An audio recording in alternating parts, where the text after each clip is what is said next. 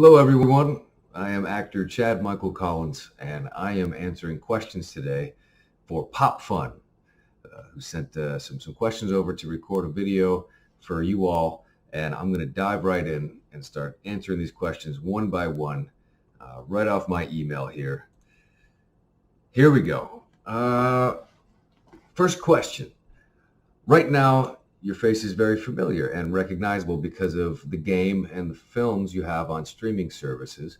But do you look back on your career and analyze your path up until now?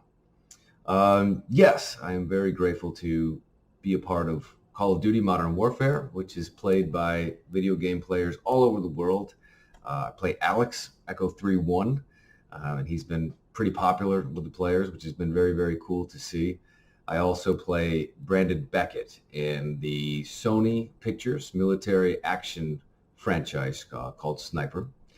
We have a new Sniper movie coming out in June here in the States, and pretty soon after that abroad, called Sniper Assassins. But a lot of those movies that I had done over the last few years, this will be 5 of total that I've done, are streaming on Netflix and all over the world, which is really, really cool.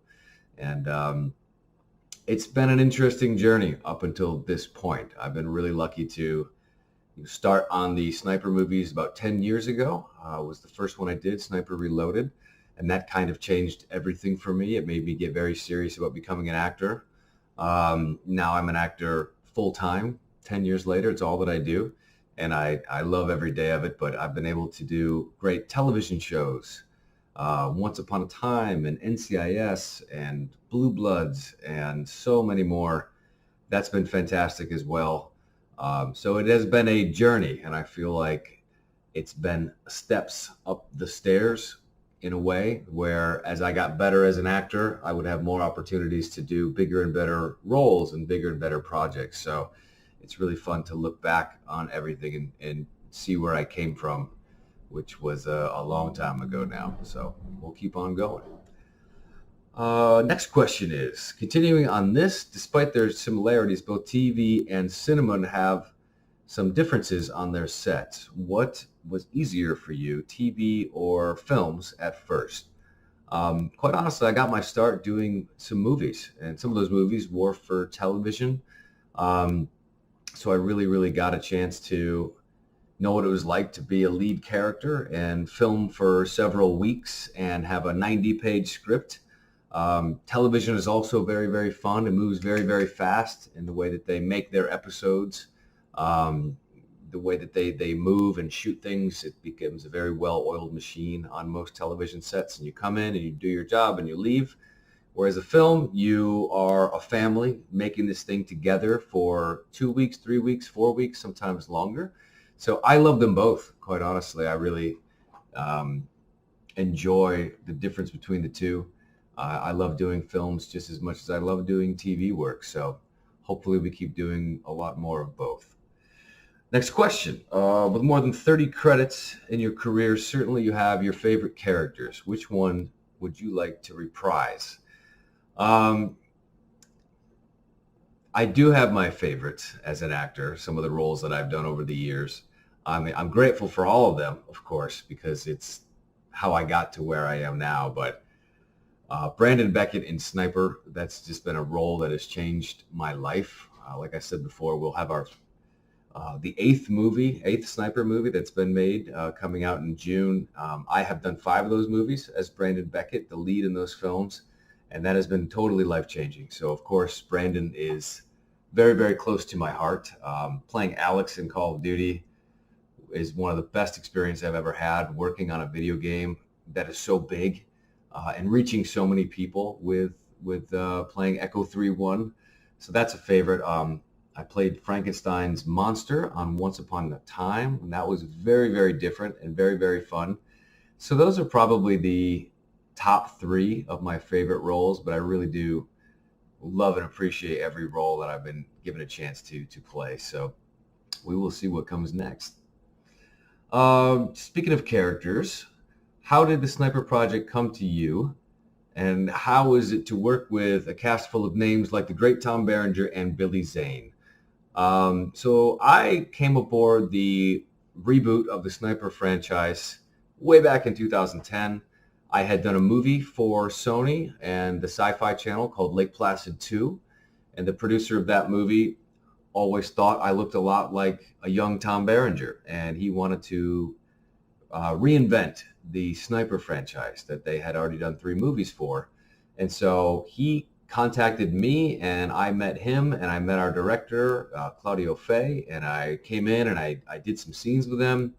And next thing you know, I was on a plane to South Africa to shoot Sniper Reloaded, which was just a dream. And in that movie, I got to meet and work with the great Billy Zane, who I had always been a big fan of. So that was a total honor and such a pleasure. He's such a good actor and a really fun guy. Tom Berenger has obviously come back. He plays my father in these movies, and he was the original Sniper going back to the first one. So he is always a pleasure to work with. He's Oscar nominated, Emmy nominated. He's been one of the best actors on the planet for a long time. So it's always a lot of fun to work with him and see him work and create some scenes and stuff with him. So it's been great that they have both come back, sometimes together, sometimes one or the other. And it's always a really fun time when I know that Tom or Billy are going to be on set with me for sure. All right. Let me see what the next question is. What is harder, comedic skills or intense physical training? I don't know that either of them are too hard for me. You can always improve. You can always be more fit and have more training. And I try to always stay on top of that. I think the comedy has always kind of come natural to me because I'm a big goofball. I'm a clown in real life. I really am always telling jokes and being silly. So it's really fun to learn how to do comedy as it relates to television and film. And I've been really lucky to do a lot of romantic comedies and some TV work, like a show called Two Broke Girls, which is a sitcom here. And I always really enjoy getting a chance to do the comedy roles. It's very different and it's very, very fun. I just find those sets and those people that you work with, you know, you're always in a good mood because you're telling jokes and you're laughing and finding the funny in everything. But I also really love, you know, the intense physical training. I love action movies. I love the combat stuff. I love doing that off in my own time, whether it's going to the gym or playing a lot of basketball, getting some guns and weapon training on the side. I really love those things. I grew up playing with G.I. Joes and watching action movies in the 80s and 90s, Die Hard and Arnold Schwarzenegger and Sylvester Stallone. And I always have loved that. And I love that I get the chance to do it. So I don't know that either of them are harder, but I enjoy both of them equally, if that answers the question. Okay, next question is, it's easy to associate your name with the Call of Duty game, but before this, you worked on a game called Hidden Agenda. How was that experience? Yeah, a few years ago, there's a game called Hidden Agenda, which came out, I believe, for Sony PlayStation. I only worked about 3 or 4 days on that, playing a supporting character, but it was my first real taste of making a video game with the dots on my face and the helmet with a camera facing back into me. It was a really cool experience, and I really, really enjoyed it, and something totally new, something very different than television or film. So that really gave me an excitement about making video games. I've been playing video games my whole life. I still play video games.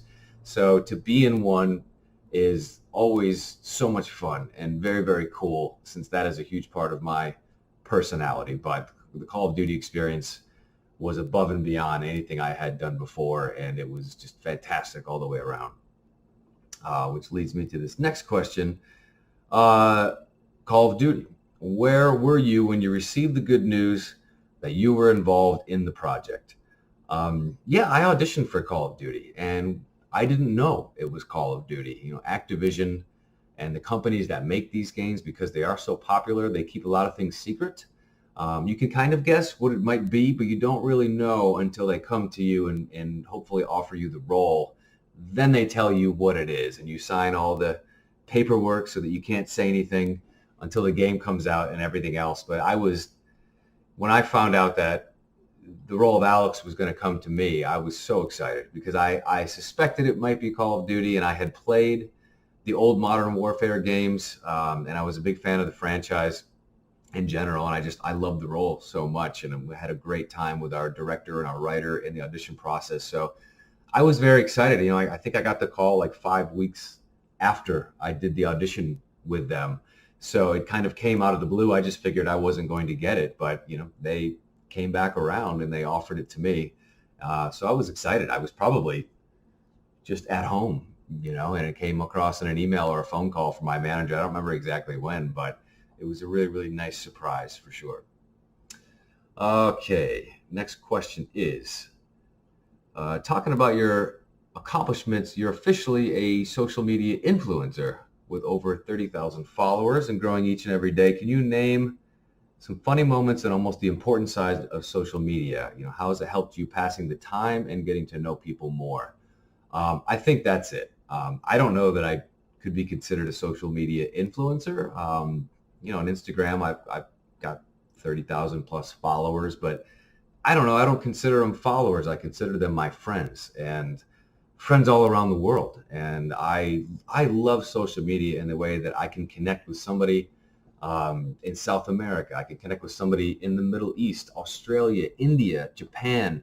I get messages from people all around the world that I would never otherwise have a chance to communicate with. So I love social media and the way that it keeps us all, connected. And I really love interacting with all my followers there. I really appreciate their comments. I appreciate them playing my Call of Duty game and watching my sniper movies and TV and stuff like that. As an actor, I don't get to make those projects if there's nobody watching them or playing them. So I really love mixing it up and interacting with all the people all around the world who, watch my projects, who support my projects, who let me know about it on social media. It's very important to me to thank everyone that I can, for their time and their energy and their attention and paying attention to my projects. So I think social media is great. I like to keep it positive. I like to really, really appreciate the people that are there, and we've built like a really nice little community, and I love it. It's a really, really great part of my day-to-day life as a person and as an actor. Okay, next question is back to Call of Duty. Did you already know that Alex was coming back? And if yes, how tough was it for you to keep this secret for so long? So the backstory on that is when I played Alex, all of the scenes that I shot were for the single player campaign, the story mode, as they say. And that was all the work that I did. And Alex had an ending where you weren't sure what happened to him. He runs off and he's going to make a heroic sacrifice. And next thing you know, you see a chemical factory blowing up and you don't see him come out of it. You don't know if he makes it out alive. So that was a really big cliffhanger kind of moment. A lot of fans were really sad because they played the most as Alex as they were playing the single player campaign. And they really wanted to know, what was his fate? What happened to him? And so I got a call in late February or March ahead of Call of Duty Modern Warfare Season 3. And they kind of let me know that Alex was alive. He survived. He lost his leg in an explosion, so he had a prosthetic leg. I was very excited. And I came back and I shot that scene with Jeff Leach, who plays Ghost, and the whole "Let's Get Evil" line still standing. We filmed that in I think early March. And I went and did a photo shoot for all the promotional stuff, all the, the calling cards, things you can unlock in the game. I did a photo shoot with Tulam, who plays the Ronin operator. And that was really fun. We got to run around with real gear, real armor kits and weapons and everything else. We got to take these amazing photographs in Utah. And they used those for a lot of the promotions and the things you can unlock in the game. So I kind of found out just barely ahead of everyone else when Season 3 dropped on April 8th. So, it was very, very exciting to me. I knew the fans were going to be excited knowing that Alex was alive and now they could play as Alex in multiplayer and Warzone and all these other fun parts of the game. So I was very, very excited, but I've been very highly trained in keeping my mouth shut about this game for 2 years now. So it wasn't that hard to keep a secret. I was more excited about how people would react when they got the good news. You also play games on your Twitch accounts with fans from all over the world. What's the worst enemy on the field? Who would be a better match, Alex or Brandon Beckett? Okay, so I have started to play Call of Duty on Twitch, and I like to take some time to play with the players, or the fans, people who love the game. I like to invite them and say, hey, come on, let's play together. I'm Alex. Nice to meet you. Let's all go off and we'll play multiplayer and stuff together. And I think that's been really fun, and I really, really enjoy doing that at least once, sometimes twice a week. The